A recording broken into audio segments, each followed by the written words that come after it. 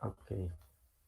Muy buenos días, tengan todos ustedes. Un saludo nuevamente. Eh, Nos alegra mucho estar una mañana más con ustedes en esta semana, dando continuidad al programa de Anatomía 1. En esta segunda clase vamos a abordar el tema del esqueleto humano y la clase se titula Esqueleto axial y apendicular. Vamos a compartir la pantalla y vamos a iniciar la clase en este momento.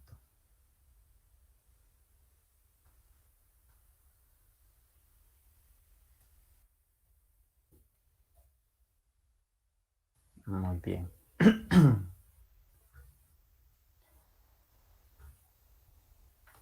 Ok, espero que se vea bien la imagen, ¿verdad? Y el sonido esté bien. Vamos a comenzar entonces. Ok, esqueleto axial y apendicular. Vamos a comenzar siempre una breve reflexión y vamos a hablar de la alegría. La alegría como una virtud, como un valor para nuestra vida y tratar de ir cambiando las falsas percepciones que tenemos sobre la alegría. Porque tenemos en esta sociedad actual, que es una sociedad consumista, materialista, hedonista, hemos trastornado el concepto de alegría, ¿verdad? Y tenemos unas falsas ideas sobre este valor, ¿verdad? Es entonces la alegría. La alegría es el hábito de mantener el ánimo contento con independencia de las circunstancias exteriores. Eh, es decir, que a pesar de las dificultades que podemos eh, ir experimentando en el día a día, pues buscar la manera de no caer en la tristeza, no caer en la desesperanza, en la depresión. Y en esta sociedad tan egoísta donde estamos viviendo, porque estamos en este siglo XXI, pero el individualismo y el egoísmo eh, han ido en aumento, por así decirlo, y vamos perdiendo esa solidaridad. Entonces, a pesar de estar en un país tan poblado o en países, por ejemplo, densamente poblados, hay mucha depresión y jóvenes deprimidos, jóvenes que andan tristes. Entonces, este mensaje es para eso, para no perder el sentido de la vida, o sea, el hecho de estar vivos, el hecho de tener una oportunidad Sí, de levantarnos y continuar en el día a queda día, rico, fue. ya es un motivo para agradecer, ¿verdad? Entonces, vamos a ir hablando sobre las falsas concepciones de la alegría. Creemos pues a veces que la alegría me la puede dar un bien material, por ejemplo. Entonces caemos en lo que se llaman alegrías superficiales, como aquel niño que le dan un juguete caro y en el momento pues salta de euforia, ¿verdad? Porque tiene aquel juguete caro o le regalan una tablet o le regalan un celular, qué sé yo. Pero al mes de eso, pues allá está botado, lo han quebrado, no han sabido valorar aquel objeto, ¿verdad? Entonces, y después quieren, o no solamente el niño, pues el adolescente que hace un año le regalaron un celular y qué emoción, ¿verdad? Tengo un celular nuevo.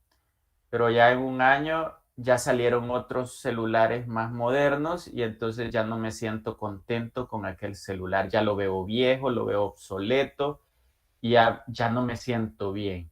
Entonces vemos pues que son alegrías superficiales, porque no sabemos valorar aquel esfuerzo que hicieron en regalarnos un teléfono o un objeto, ¿verdad? Entonces nuestra El estado de ánimo no debe estar condicionado a las cosas materiales, a cuánto tengo, cuánto puedo adquirir, ¿verdad? Porque eso al final no nos da la felicidad. Lo que nos deja es un vacío en nuestro interior. Y si no, vean ustedes cuántas personalidades famosas, eh, actores, cantantes se han suicidado, incluso empresarios se han suicidado, y a pesar de tener mucho dinero y muchos bienes, porque ponen todo su esfuerzo en las cosas vanas, en las cosas materiales, que son las cosas que quedan. Digamos, personas que tienen fama y belleza, como por ejemplo una ex Miss Estados Unidos, que leí una noticia hace unos tiempo, pues que se había también suicidado en Nueva York, en su apartamento. Entonces vemos que no es la fama, no es la belleza física, no es el dinero, lo que al final nos lleva a la felicidad. La felicidad viene del interior, del alma. Entonces procuremos pues encaminar hacia ahí nuestro esfuerzo, ¿verdad? A llenar, a sentirnos llenos y plenos en nuestro interior, ¿verdad? Si yo les digo a ustedes que recuerden su infancia, probablemente tuvieron también algunos, porque todos nos ha tocado momentos también difíciles y tristes en la infancia, pero también vivimos momentos de alegría, que no tienen relación con cosas materiales, con poder, con fama. Los niños son felices porque son espontáneos, porque su alma está limpia.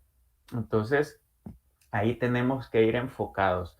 Yo les digo, pues ahora tengo niños pequeños y yo me fijo que ellos gozan con cosas sencillas de la vida, con un burbujín para hacer, imagínense, burbujas de jabón, con una caja de cartón, empiezan a jugar y se les ve la alegría natural, pues. Entonces, vemos que la felicidad debe de ir enfocado a las cosas que nos llenan interiormente, ¿verdad?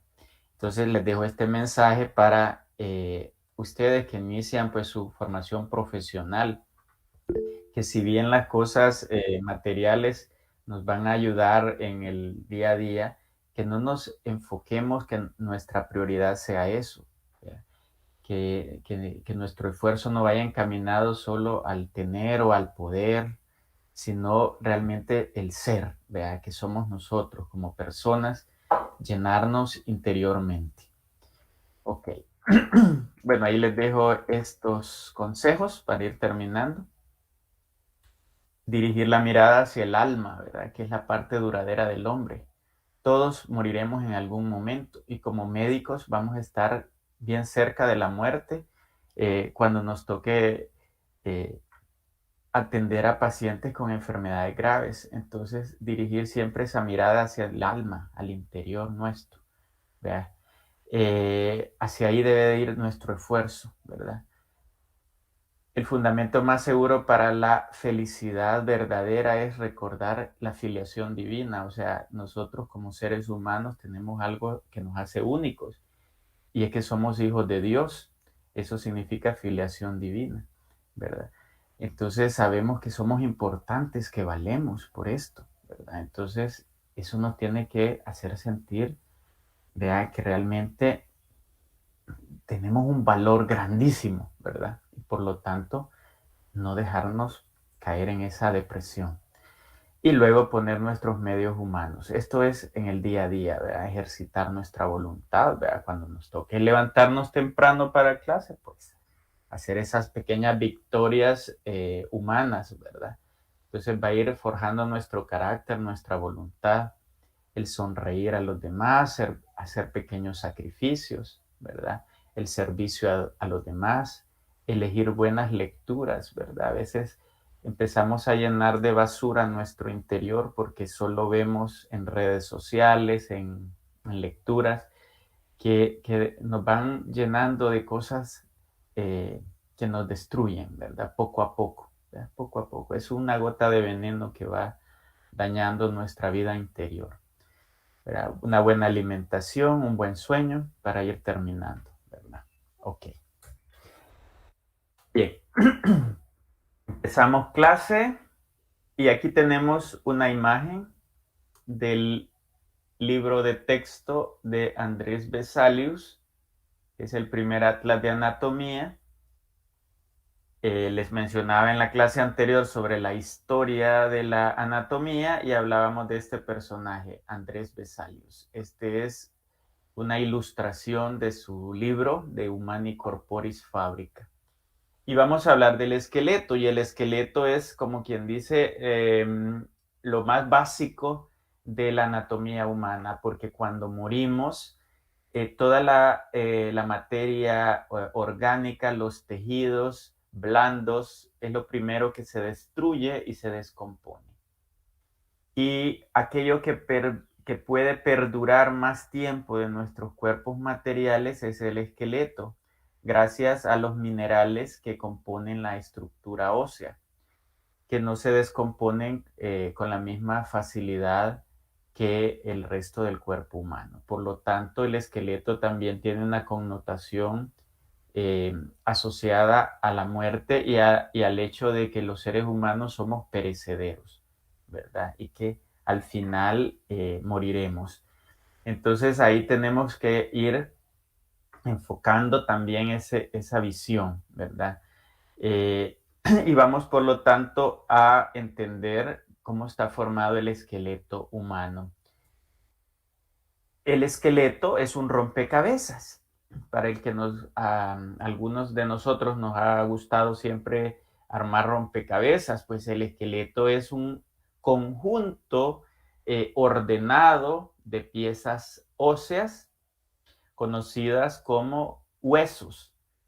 Y esos huesos están formados por tejidos, células vivas que van formando del vientre materno, cuando estamos dentro de la vida fetal, se van formando esas células, van formando el tejido que a medida vamos creciendo se va osificando, se va mineralizando y se va volviendo un hueso ya más compacto.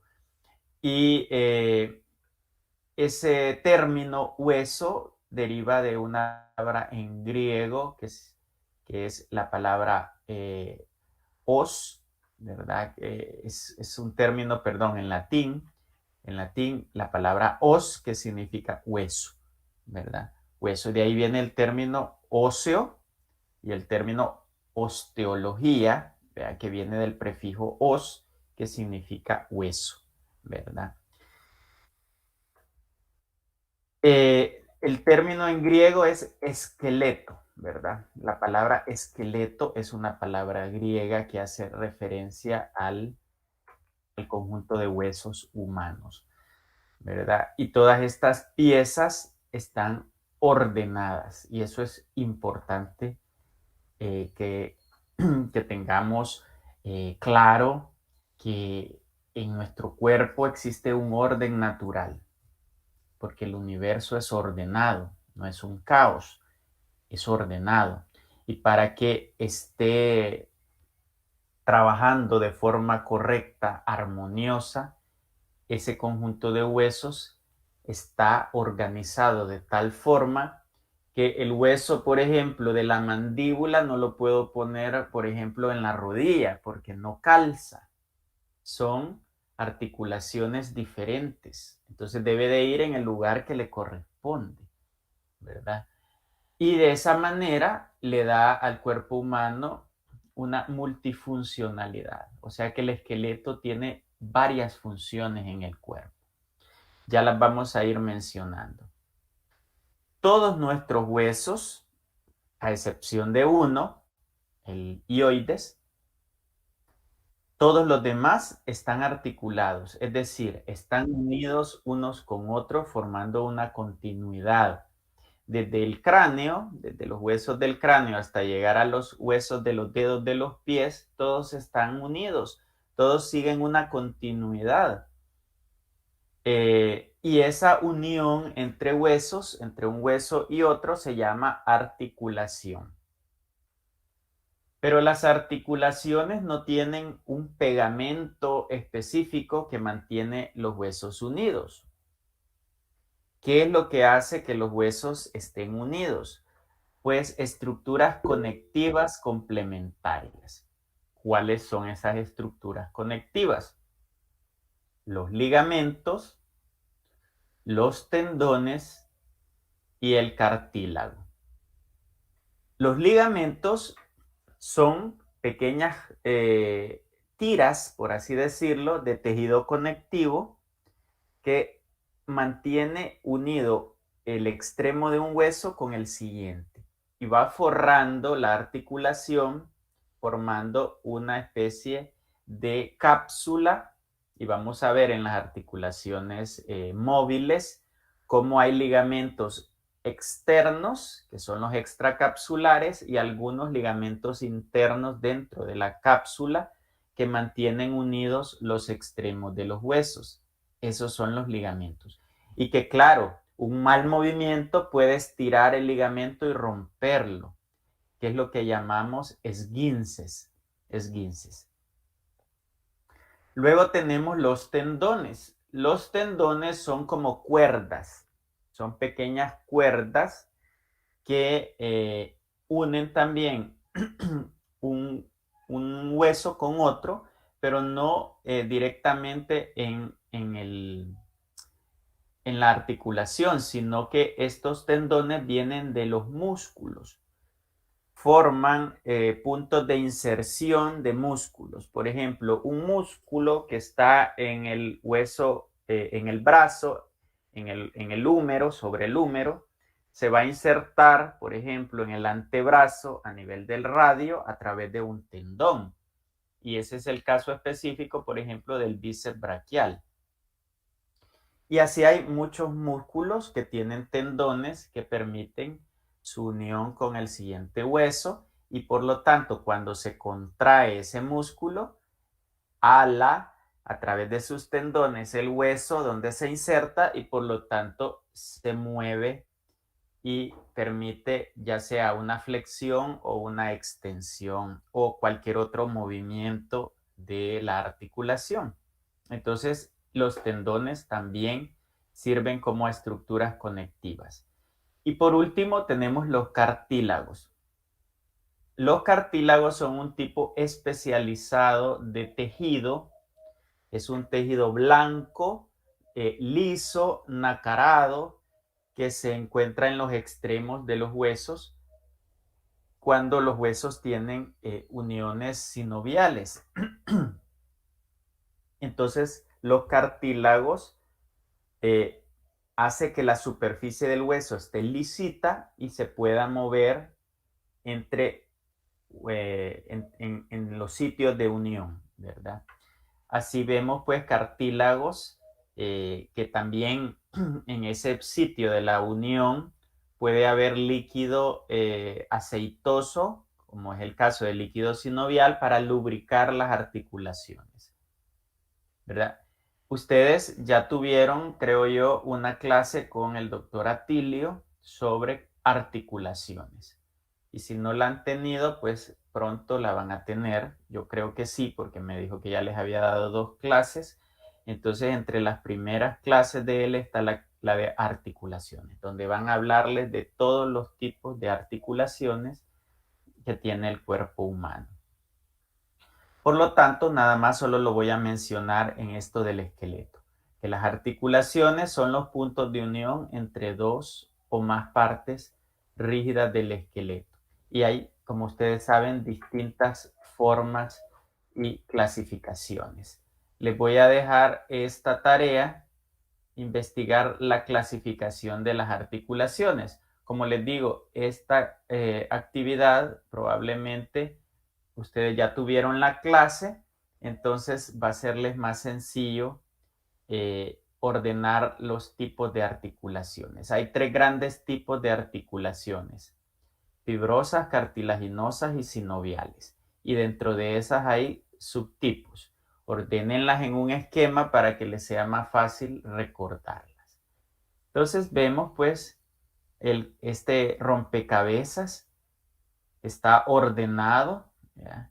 Y tiene una continuidad desde el cráneo hasta llegar a las falanges de los dedos de los pies, ¿verdad? Y esa continuidad se debe a las uniones de los huesos llamadas articulaciones. Bien, decíamos que el esqueleto tenía los llamados, decíamos que era multifuncional. Entonces hay tres grandes funciones que tiene el esqueleto. La primera, que actúa como un soporte para el cuerpo y sus cavidades vitales. Es decir, que permite digamos, en su configuración formar especies de cajas, como unas cajas protectoras llamadas cavidades. Y así van a ver ustedes que el esqueleto hay una cavidad craneal, una cavidad torácica, una cavidad pélvica, y así se van formando ciertas zonas del esqueleto como especie de cajas protectoras, vea, que forman esas cavidades. Y en su interior aloja órganos. ¿Vea? Por lo tanto, sirve de cavidades vitales y también un soporte para el cuerpo. La protección de estas estructuras vitales, que sería otra de sus funciones, la protección, que es lo que les decía, porque los órganos más delicados del cuerpo están protegidos por cavidades de hueso. Así, por ejemplo, nuestro encéfalo, el cerebro, por ejemplo, está protegido dentro de la cavidad craneal. El corazón y los pulmones están protegidos dentro de la cavidad torácica. Los órganos reproductivos, que son importantes para la supervivencia de la vida, están protegidos también dentro de la cavidad pélvica. Y así vemos, pues los ojos están protegidos dentro de las cavidades orbitarias. Entonces vemos pues que estos órganos importantes para la supervivencia están protegidos gracias a los huesos, ¿verdad? Entonces la protección es una función importante en el esqueleto. La otra función, el movimiento, base mecánica para el movimiento. Voy a aclarar esto porque lo que genera el movimiento del cuerpo no es directamente el hueso. Ojo, para que quede claro. O sea que no nos movemos por el hueso directamente, sino que el movimiento se debe a las contracciones de los músculos de nuestro cuerpo que generan una acción mecánica sobre el hueso.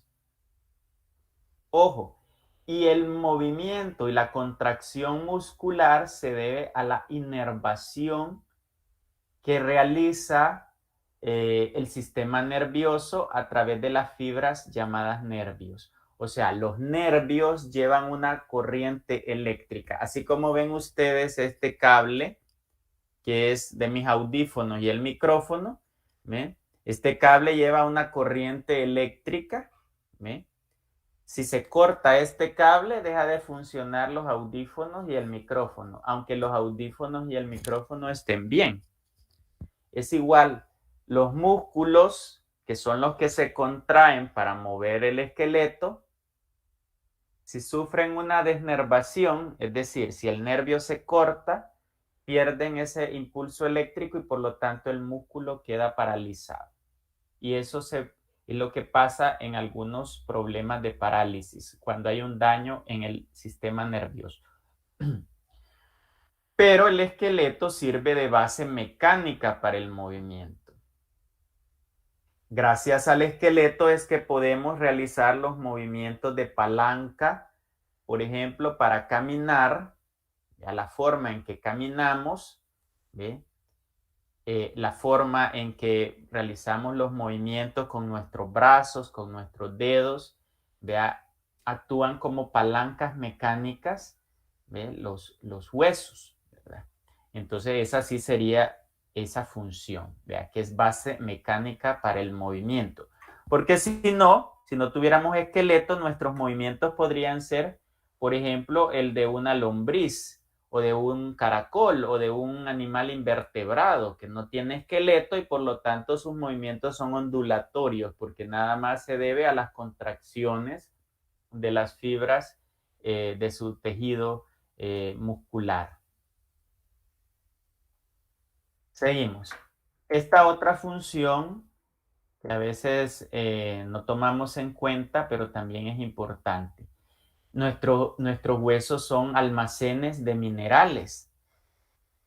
Cuando nosotros nos alimentamos de forma saludable, nuestros huesos almacenan calcio, almacenan fósforo, almacenan magnesio, almacenan una serie de elementos minerales, principalmente carbonato de calcio, que es el principal elemento que forma los huesos, ¿verdad? El calcio. Pero ¿qué pasa cuando hay deficiencias nutricionales? En estados carenciales, pues nuestro cuerpo saca esas reservas de minerales de nuestros huesos.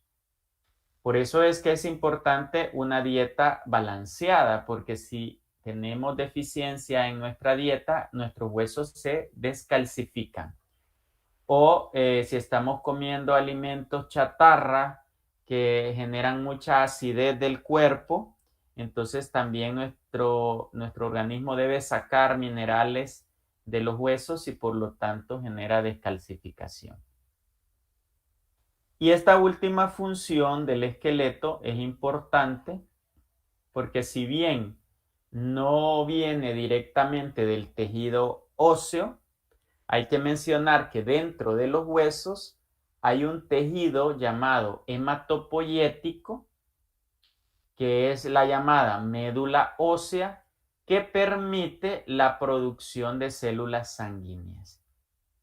Y por lo tanto, ¿verdad? Esa producción de células sanguíneas de forma continua va a dar lugar a la creación de glóbulos rojos, ¿verdad? De plaquetas, que permite macrófagos también, que permite la circulación sanguínea, que permite también las líneas inmunitarias también del cuerpo. Bien, vamos a ordenar los huesos según su forma. ¿Se acuerdan de esta imagen? Ahí vemos el esqueleto. Entonces ordenemos los huesos según su forma. Tenemos piezas de este rompecabezas que son largas, otras piezas que son chiquitas y cortitas. Hay piezas que son aplanadas y hay otras piezas que tienen una forma bien peculiar.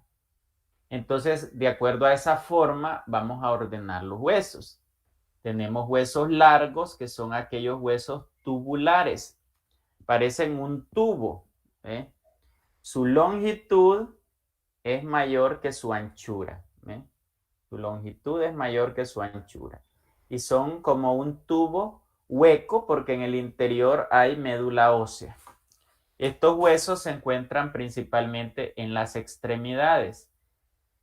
Ejemplo de ello es el húmero, el fémur, la tibia, etcétera. Tenemos también huesos cortos, que son aquellos huesos que son pequeños, son huesecillos pequeños, donde su longitud y su anchura son aproximadamente iguales, o sea, son huesos cortitos, ¿verdad? Esos son cuboidales o cuboideos, o sea, que tienen una forma más cuadrilátera. Imagínense así, como esto.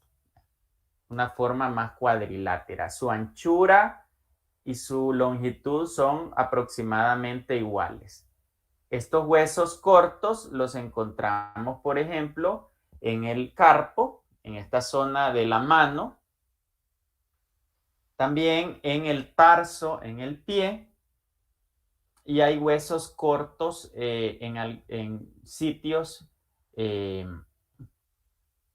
necesitan pues la presencia de un hueso pequeño. Por decirles algo, tenemos la rótula, ¿ya? Que es como una protección frente a la articulación de la rodilla, ¿ya? Es un hueso corto también, ¿verdad?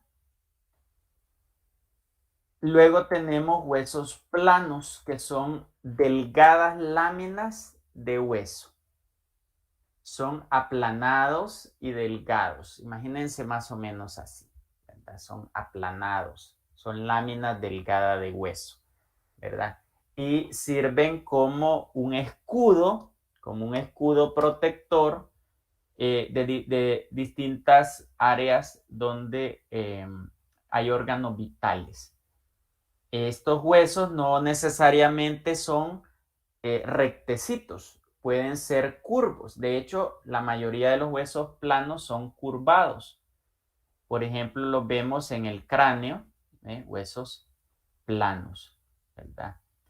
Las costillas son huesos planos. Las escápulas, como esta que vemos acá, son huesos planos, ¿verdad?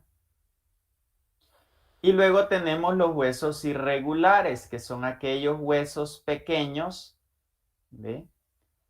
Cuya forma no encaja con ningún otro hueso. Estos los vemos casi todos en la cabeza y en la columna. Por ejemplo, las vértebras son huesos irregulares. Tienen combinación de un hueso corto, por ejemplo, esta parte que es el cuerpo de la vértebra es como un hueso corto, cuya longitud y anchura son aproximados, pero están unidos a otra parte de huesos que son aplanados, como son estas salientes llamadas apófisis vertebrales. Entonces, esa combinación hace que sea un hueso irregular. También vemos otros huesos irregulares en la cara. Huesos, por ejemplo, el esfenoides, que es un hueso irregular, está en el cráneo. La mandíbula, que forma parte de nuestro rostro, es un hueso irregular. Bien, entonces esa era una clasificación de acuerdo a su forma. Ahora vamos a ordenar el esqueleto en dos grupos. El esqueleto axial, que corresponde al eje central del cuerpo. Esqueleto axial incluye los huesos de la cabeza, los huesos del cuello, la columna vertebral, ¿verdad? Huesos del tronco, como es la cavidad torácica. Y el esqueleto apendicular, que son nuestras extremidades, huesos de los miembros superiores y de los miembros inferiores. Y el esqueleto apendicular se une al esqueleto axial por medio de las cinturas. Esta es la cintura escapular y esta es la cintura pélvica, que son parte también del esqueleto.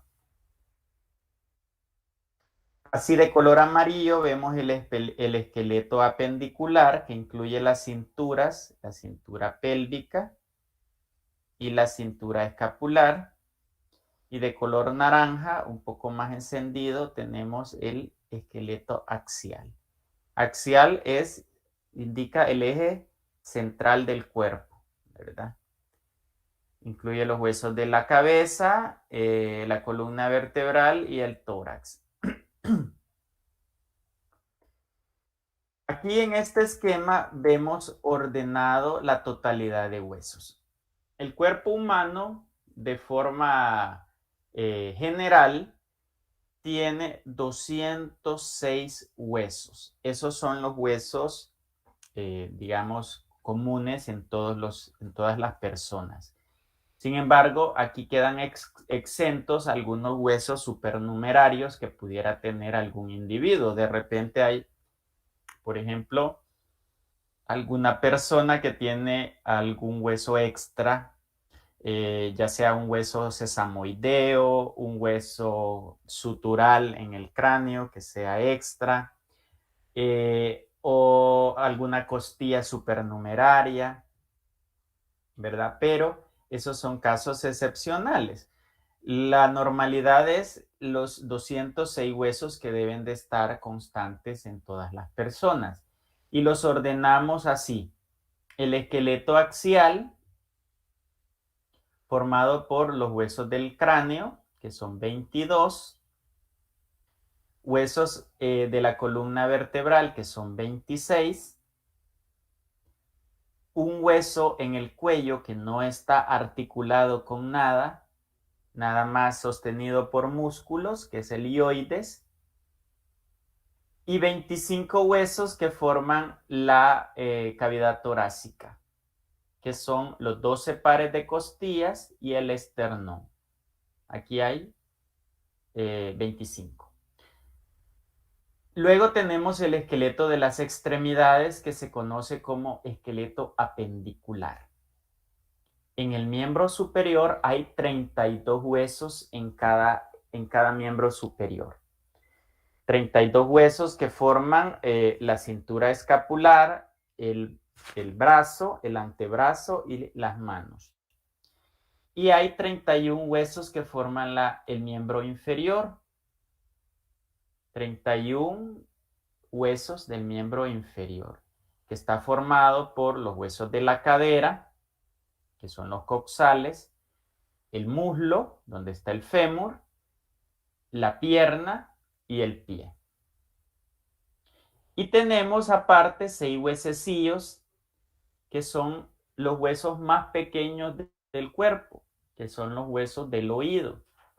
Hay 3 huesecillos en cada oído, y pues ustedes conocen el nombre de esos huesecillos desde que yo recuerdo allá por cuarto grado que mirábamos el oído, los sentidos, y miraba esos huesecillos que tienen el nombre de martillo, yunque y estribo, que son los huesos más pequeños del cuerpo, ¿verdad?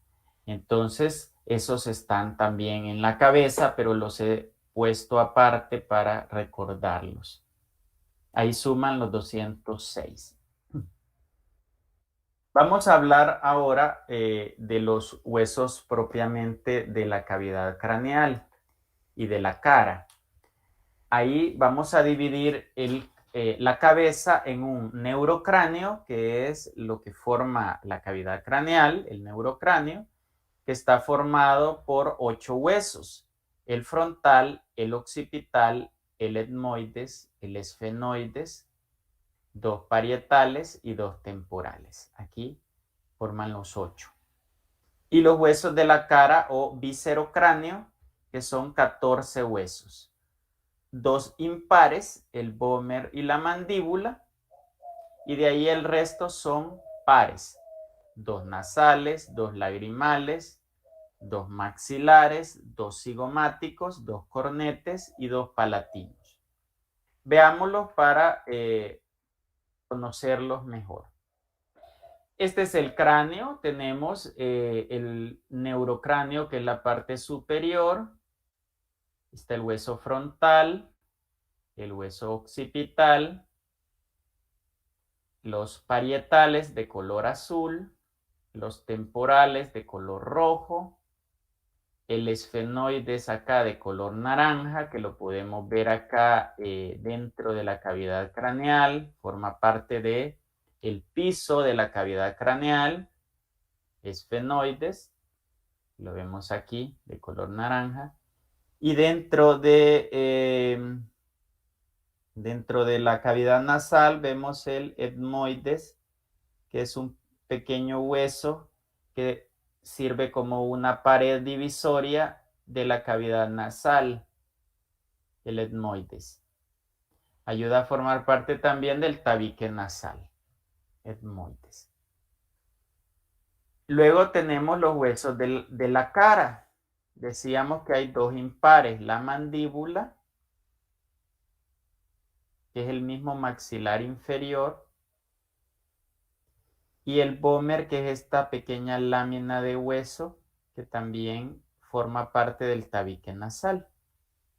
El vómer es una lámina delgada también de hueso impar. De ahí los demás son pares, 2 nasales de color azul, 2 maxilares de color rosa, 2 malares o cigomáticos de color verde, 2 lagrimales o unguis acá de color naranja, 2 palatinos que estarían, bueno, aquí vemos los nasales, 2 nasales, 2 lagrimales o unguis, 2 cigomáticos, 2 cornetes dentro de la cavidad nasal, 2 palatinos y 2 maxilares superiores. Los maxilares, si ustedes ven, se articulan con los palatinos y forman el paladar óseo, que es lo que llamamos el cielo de la boca, el techo, ¿ya?, de la cavidad oral. El vómer, que les decía que era esta pequeña lámina de hueso, y la mandíbula, que son los huesos impares. Muy bien. Seguimos bajando y tenemos los huesos del cuello. En el cuello hay 7 vértebras, que es el inicio de la columna vertebral. No voy a entrar en detalles sobre las vértebras porque la siguiente clase es sobre la columna vertebral. Solo voy a mencionar que las vértebras del cuello se llaman cervicales y son 7. Y en la parte anterior del cuello, acá tenemos un hueso, que es un hueso no articulado, que se llama hioides, y sirve de protección de la laringe, el hioides. Seguimos hablando de los huesos del tronco y aquí vemos la cavidad torácica. Decíamos que la cavidad torácica está formada por 25 huesos. El esternón, que es este que vemos acá, que es un hueso plano, y los 12 pares de costillas a los lados que forman los laterales de la caja torácica. ¿Ven? Aquí 12 pares de costillas son 24 y el esternón 25. Las costillas hacia atrás están articuladas con las vértebras torácicas, que también son 12 y que es la parte media de la columna vertebral. Vamos a estudiarla en la próxima clase. Las costillas, que son 12, las podemos ordenar, estos 12 pares, en costillas verdaderas, los primeros 7 pares, y se llaman verdaderas porque se unen directamente al esternón. 1, 2, 3, 4, 5, 6, 7. 7 esternón. Son verdaderas. Las 3 siguientes, las llamadas falsas, 8, 9 y 10, ¿ve?, son las llamadas falsas, porque aparentan que se unen al esternón, pero no, se están uniendo al cartílago superior, por eso se llaman falsas. Son las otras 3, el par de costillas 8, 9 y 10.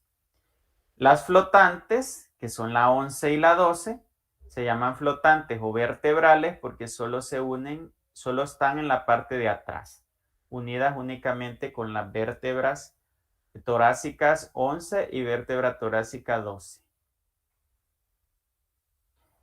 Y pues el esternón hacia adelante, ya lo habíamos mencionado. Bien. El esqueleto axial se une con las extremidades, que son los miembros superiores e inferiores, a través de cinturas.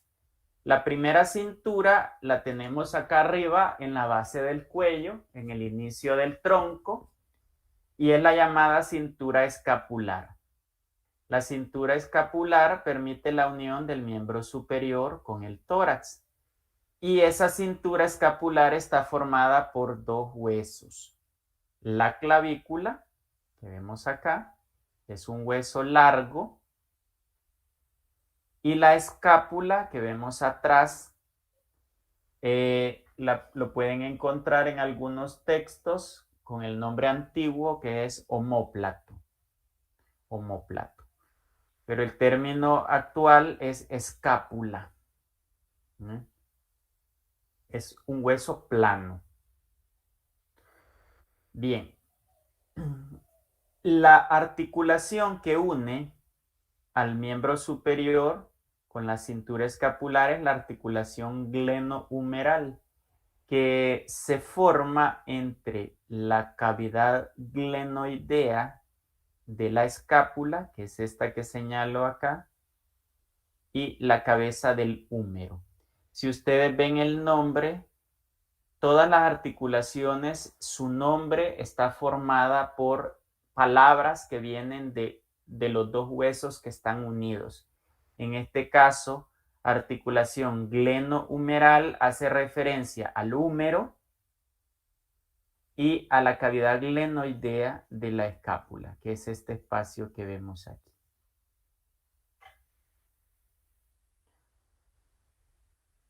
Si vemos, por ejemplo, esta parte que une la clavícula con el esternón, esta sería la articulación esternoclavicular.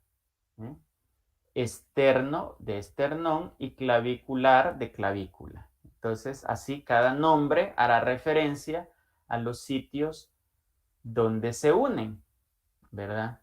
Este otro extremo se llama articulación acromioclavicular porque está uniendo esta porción de la escápula llamada acromión con la clavícula. Y así ustedes van a ir, a medida vayan conociendo los nombres, van a hacérseles más fácil memorizar los nombres de las articulaciones y saber cuáles son. ¿Ya? Porque ustedes con solo oír el nombre, entonces ya piensan y recuerdan qué parte del cuerpo es la que mencionamos. Acá está la segunda cintura, que es la pélvica. La cintura pélvica es la que une al esqueleto axial los miembros inferiores. Y la cintura pélvica está formado por estos dos grandes huesos que vemos acá, que son los huesos coxales o huesos ilíacos, los cuales se articulan a la parte inferior de la columna vertebral, que es el sacro, y forman la articulación sacroilíaca. Y hacia adelante los dos huesos coxales se unen en el pubis y acá se da una articulación de tipo sínfisis que se llama sínfisis del pubis. Embriológicamente, cuando estamos formándonos en el vientre materno, los huesos coxales o ilíacos tienen 3 porciones. La parte superior y más grande se llama ilion. La parte media se llama isquion. Y la parte inferior se llama pubis. La cintura pélvica forma una cavidad también, que es la cavidad pélvica. Aquí tenemos las 3 partes del hueso coxal. El ilion, el isquion, que es posterior e inferior, y el pubis, que es anterior e inferior. Bien, para ir terminando, vamos a mencionar que los huesos, si ustedes ven, no son estructuras lisas, como podemos ver acá. Los huesos tienen un relieve. Si ustedes tocan un hueso y lo examinan y lo empiezan a ver, van a notar que la superficie de los huesos tiene relieve, así como la superficie terrestre tiene relieve, o sea, hay zonas que se elevan en el hueso, hay salientes en el hueso, puntas que vemos en los huesos, pero también hay zonas deprimidas, fosas en los huesos, hay agujeros en los huesos, ¿ve? Entonces, cada una de estas partes del relieve de un hueso son lo que llamamos las estructuras óseas. Entonces, tenemos que conocer estas estructuras óseas y en la medida que las vamos conociendo, vamos a saber a qué se refiere el término. Por ejemplo, en los huesos largos, casi todos los huesos largos tienen una cabeza, que es el extremo articular grande y redondeado de un hueso. Vea la prominencia articular más notable de los huesos largos. Aquí vemos un hueso largo. Miren, esta es su cabeza. ¿Ve? La cabeza de un hueso largo. El cuello. El cuello también se da en los huesos largos y es la zona estrecha entre la cabeza y el cuerpo. Por ejemplo, aquí vemos el cuello. ¿Ve? El cuello. Aquí vemos otro cuello que tiene el hueso. Las carillas articulares. Las carillas articulares son las áreas lisas, aplanadas, que tiene un hueso que sirve para unión con otro hueso. Las carillas articulares, en este caso, en el húmero, no vemos directamente el término carilla, pero en las vértebras, por ejemplo, aquí vemos las carillas articulares, que son estas pequeñas áreas lisas que permiten la unión de una vértebra con otra vértebra o con las costillas. Las rugosidades que tienen los huesos son elevaciones donde se insertan tendones potentes. Vemos zonas rugosas en los huesos, ¿ve? Donde pudiéramos encontrar sitios de inserción de tendones, ¿ya? Sitios de inserción muscular. Son zonas rugosas en los huesos. Los cóndilos son elevaciones de un hueso que en esa elevación hay una superficie articular. Este es diferente a las carillas, porque las carillas son planas y lisas. Los cóndilos no son planos, son elevados. Vea, son áreas elevadas, casi siempre son pares, vea, y permite la unión articular. Aquí, por ejemplo, este es el cóndilo del húmero. ¿Ve? Este es el cóndilo del húmero, casi siempre son redondeadas. En este caso hay una que es más redondita, que es el llamado capítulo, y otra que no es redondo, que es el llamada tróclea, ¿verdad? Pero todo esto forma el cóndilo del húmero.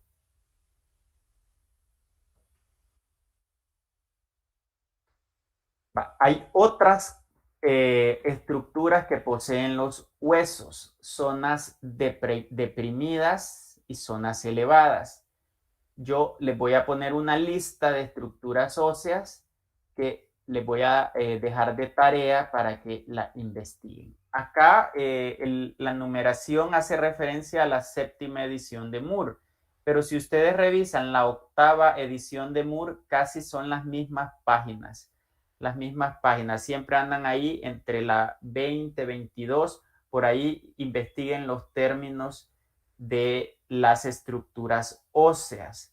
Por ejemplo, que son apófisis, que son trocanteres, que son tuberosidades, protuberancias, tubérculos, espinas, eminencias, líneas, crestas, surco, fosas y foramen o agujero.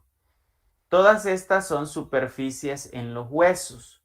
Los vamos a ver. Esto es una imagen que está en Moore, ¿verdad? Si ustedes ven, pues aquí tenemos crestas, aquí tenemos orificios o agujeros, tenemos trocanteres, tenemos espinas, apófisis en las vértebras, apófisis. Entonces, investiguemos el término y veamos los ejemplos donde, en qué parte de los huesos encontramos estas estructuras. Yo ya les había dejado una tarea anterior, espero que la hayan investigado, ¿verdad? Era sencillo, ¿verdad? Era sobre términos de movimiento, ¿verdad? Y ahora les dejo esta tarea. Investigar términos de estructuras óseas y en qué huesos las encontramos. Ojo, las tareas de investigación, si bien no se las puedo estar revisando a cada uno porque son más de 400, sí se las voy a preguntar en el parcial, por eso es que quiero que las investiguen. Ok. Repasemos también el nombre de los huesos del esqueleto apendicular, los que nos hacen falta. Los vamos a ir estudiando cuando veamos miembro superior y miembro inferior, pero desde ya vayan revisándolos. Y esta dirección es un video que resume esta clase de esqueleto, ¿verdad? La pueden ustedes también, lo pueden ver el video, es un video corto, no duran ni 10 minutos, pero ahí resume con dibujos y con animación lo que hemos hablado del esqueleto. Bien, voy a terminar esta frase, la clase con esta frase de Séneca, que Séneca fue un filósofo latino de la antigua Roma, que decía: el hombre prudente es templado, el que es templado es constante, el que es constante no experimenta turbaciones, el que no experimenta turbaciones no siente tristeza y el que no siente tristeza es feliz. Recordemos lo que les hablaba sobre la alegría. Esa alegría no viene de las cosas externas que me rodean, sino que viene de mi interior. Por lo tanto, procuremos empezar con estas ideas, ¿verdad? Para no experimentar turbaciones, para tener nuestra conciencia tranquila, para no llegar a la tristeza y por lo tanto alcanzar la felicidad, que es lo que todos buscamos. Quedamos aquí en la clase. Voy a dejar de presentar y vamos a dejar un espacio abierto para preguntas. No sé si tienen alguna duda sobre la clase. Me preguntan qué significa el nombre de ese atlas. El atlas es un término que se le da a la primera vértebra cervical, que es la primera vértebra que sostiene el cráneo, y que hace referencia a la mitología griega, aquel personaje, hijo de Poseidón, que era el primogénito de Poseidón, que según la mitología cargaba al mundo en sus hombros, ¿verdad? Entonces, como carga el mundo, es Atlas. Entonces, la primera vértebra hace alusión a esa historia, ¿verdad?, de la mitología griega, ¿verdad? De ahí me preguntan, espérense, ¿qué significa, dice, de la estructura del cuerpo humano? No entiendo bien su pregunta, Jacqueline. Tal vez me la puede volver a hacer. Sobre los temas del parcial, dice, serían solo estos dos. Se les va a publicar, ya hemos solicitado habilitar el campus virtual, el curso de anatomía, donde van a estar detallados, por ejemplo, los temas de cada docente, cuáles van a ser evaluados en cada parcial y el calendario de evaluaciones, etc. Así es que ahí se les va a detallar todo eso. Doctor, dice, las clases que siguen serán presenciales. Mire, se tratará de hacer lo posible por atenderles de forma presencial. No puedo asegurar ahorita al 100% si todas van a ser presenciales porque tendríamos que ver el espacio físico. Acuérdense que el aula más grande son los auditorios. El auditorio 3, que es en el que damos clase, que tiene capacidad máxima para 120.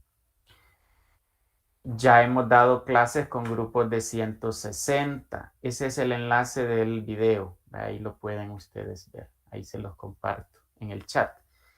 Perdón, les decía que apretaditos así, ¿verdad? Incluso algunos parados atrás, hemos dado clases, pero si yo veo que no es pedagógico, pues vamos a hablar con la jefe y vamos a exponer el caso, ¿verdad? Acuérdense que las clases van a ser por grupo teórico cuando se hagan presenciales. O sea, el horario del grupo 1, el del grupo 2 y el del grupo 3 va a ser diferente para evitar eso, ¿verdad? Porque no cabemos todos en una sola sesión. Así es que se les va a notificar. Tentativamente la siguiente clase va a ser presencial. En mi caso, mi horario va a las 8 de la mañana, ¿verdad? Entonces atendería a las 8 las clases, pero vamos a ver cómo vemos lo del espacio físico. Si yo les avisaría con sus representantes. Todavía no sé si ya está habilitado el campus virtual, si todavía no pueden accesar, entonces pueden acercarse a la unidad de sistemas informáticos. Pregunta Ivania, en caso de los huesos sesamoideos, ¿es necesario memorizarlos?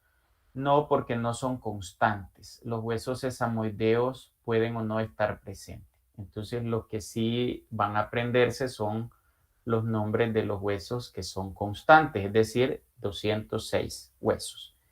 No se preocupen que no son 206 nombres. Acuérdense que la mayoría son bilaterales. Están al lado izquierdo y al lado derecho del cuerpo. Son pocos los que son impares.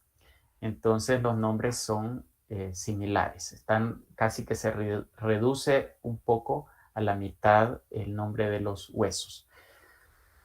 Y en el caso de las costillas, que son todas se llaman costillas, ¿verdad? Las vértebras igual, solo tienen que irse aprendiendo de qué sección son. Y eso poco a poco lo van a ir haciendo. La siguiente clase es columna vertebral y espalda.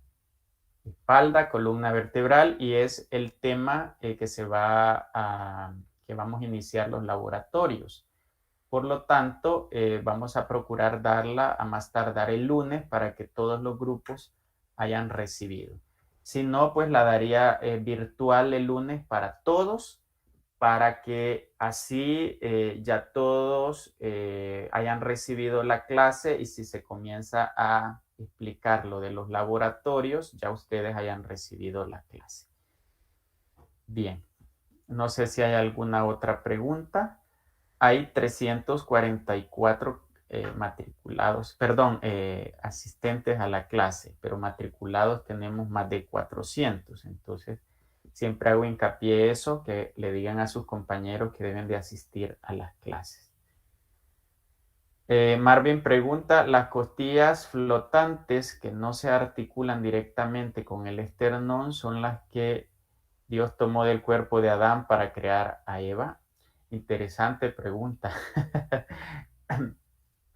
El estudio bíblico no tiene que ser estudiado de forma textual, ¿verdad? Es un libro que se llama de revelación, ¿verdad? Que es para la revelación, es para nuestra espiritualidad, ¿verdad? En estos casos estamos hablando de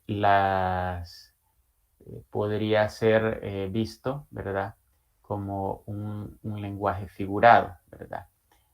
En este caso, las costillas supernumerarias son costillas que a veces pueden estar en la región cervical, que son costillas cervicales y que en algunos casos pueden ser patológicas porque pueden comprimir los nervios del plexo braquial, ¿verdad?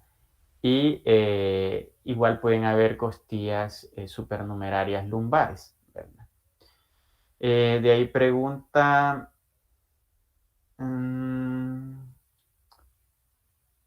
bueno, con respecto, pregunta sobre la clase, cuando nacemos tenemos más huesos, es lo que les decía yo en el caso de los huesos que no están fusionados, y eso es cierto, hay más porciones que están separadas, como en el caso del hueso coxal, que son 3 porciones, que a medida crecemos se van fusionando, ¿verdad? Y forman un solo hueso. En ese caso podríamos decir que hay más partes óseas separadas.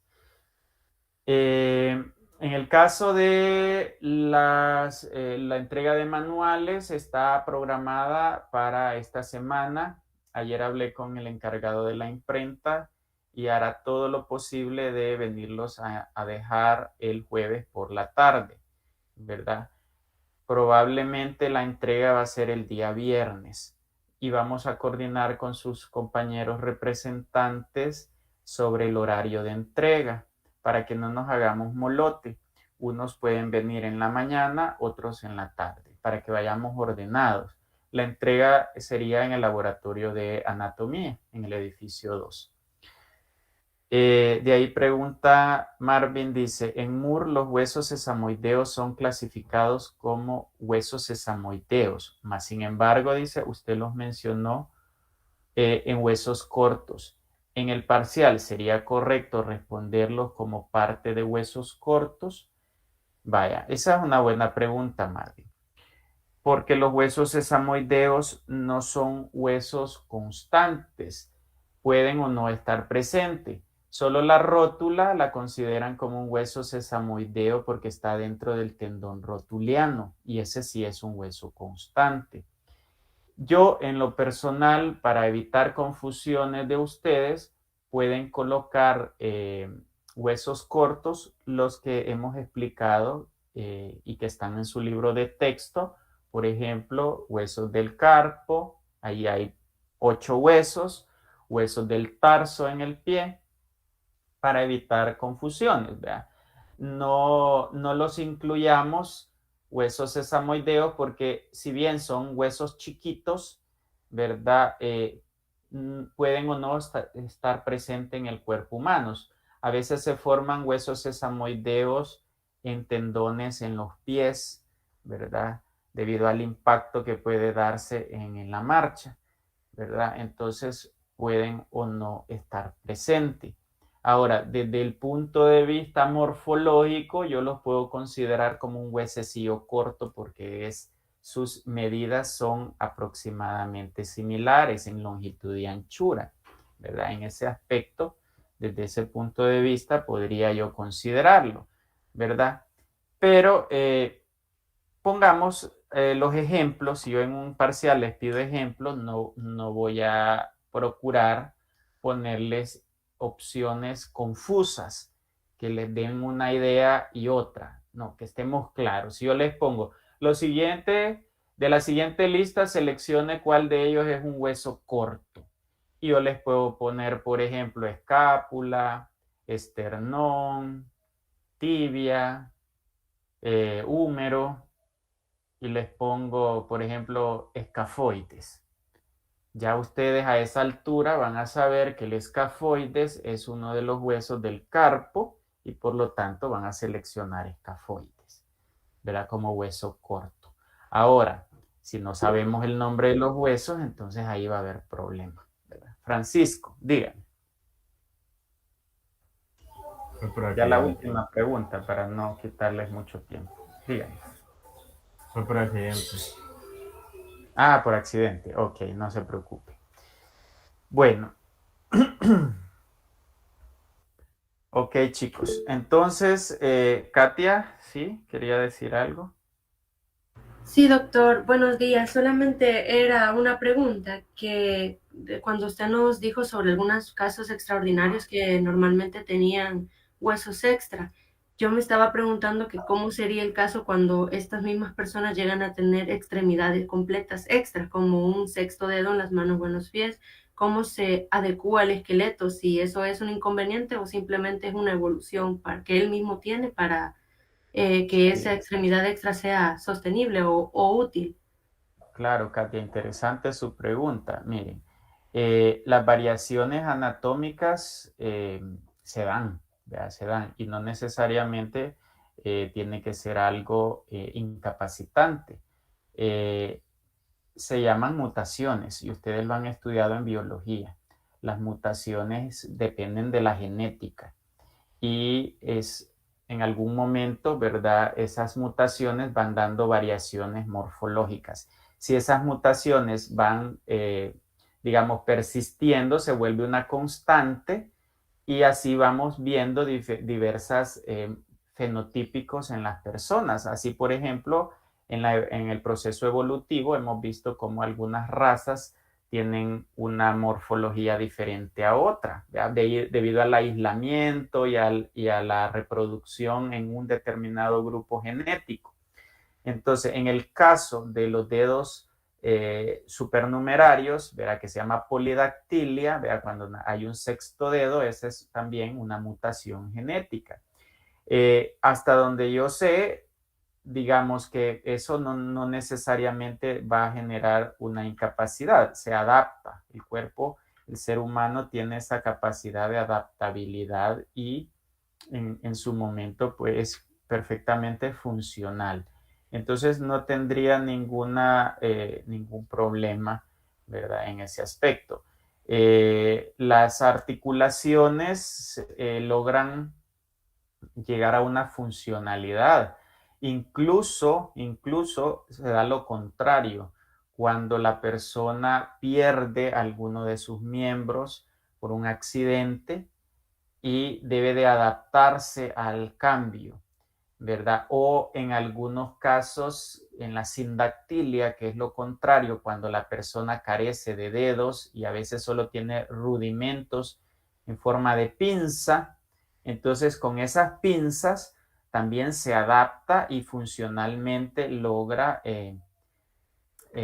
superar aquella discapacidad, dijéramos así, porque como les vuelvo a decir, vea, los seres humanos tenemos esa gran capacidad de adaptabilidad y de lograr desarrollar, tenemos grandes potencialidades y a veces es mentalmente que nos bloqueamos y por eso les decía yo, vea, la importancia de evitar caer en la tristeza, en la desesperanza, porque eso nos bloquea mentalmente, ¿verdad? Y hace que nuestras capacidades queden ahí, engavetadas, y no desarrollemos todo el potencial que podemos llegar a dar. Así es que, pues aprovechemos, ¿verdad? Aprovechemos al máximo este tiempo que estamos comenzando, este ciclo que apenas inicia, y no se preocupen con los pequeños inconvenientes que por el momento han tenido algunos con las inscripciones. Todo eso se va a ir superando en el desarrollo del ciclo. El ciclo no ha comenzado todavía. Nosotros hemos pedido permiso para, para comenzar las clases. Eh, y ya en el desarrollo del ciclo, pues se tiene que ir buscando las soluciones para todos estos inconvenientes de inscripción. Bueno, son las 9, chicos, ¿verdad? La clase mía va de 8 a 9, así es que nos quedamos acá. Voy a parar la grabación, no sin antes agradecerles por su asistencia y pedirles siempre que no dejen de asistir a las clases, sea de forma virtual o presencial. Hagamos siempre lo posible de estar presente en las clases. Nada más mencionarles, chicos, sobre las clases sabatinas. Algunos tenían sus dudas y preocupaciones, ¿verdad? Por X o Y razón particular. Las clases los días sábados van a ser eventuales, porque ese va a ser un día compensatorio donde algún compañero docente, por ejemplo el doctor Cruz o el doctor Atilio Velázquez, que ellos tienen compromisos laborales en otras instituciones, ese día pudieran complementar el tema que estuviera pendiente. Entonces, por eso se les ha dejado esos espacios, ¿verdad? No quiere decir de que todos los sábados y todo el día van a estar ahí ustedes en clases, ¿verdad? Ya se les especifica para, pues, futuras programaciones, ¿verdad? Así es que ánimo y a seguir, pues, adelante. Nos quedamos aquí, chicos. Pasen feliz día, cuídense mucho y mañana yo, pues, estaré ahí por cualquier duda, si tienen alguna duda.